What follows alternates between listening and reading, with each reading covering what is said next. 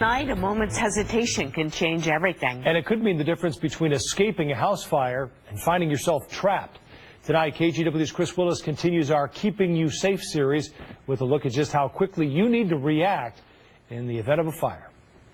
You don't have time. It happens in a matter of seconds, not minutes, seconds. When Steve Ann Mercer bought her house 30 years ago, she never imagined. The fire is hungry for oxygen, and the minute it gets it, it just blows up. Asleep upstairs, she heard a voice screaming to get out of the house now. I stood up and I screamed. I just remember screaming at the top of my lungs, "Fire, get out now." I didn't even recognize his voice, and it bypassed my brain and went straight to primal brain, I think, and I jumped out of bed.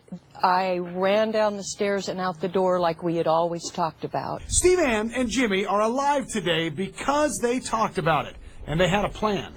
About a year before that fire, the Red Cross had come into their home and made sure they had working fire alarms.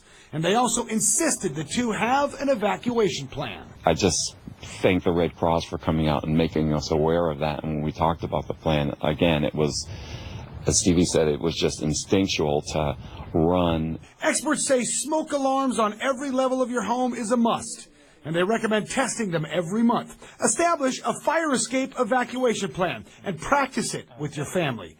So if the time comes and it's chaos, you'll already know what to do and where to go. And finally, they insist.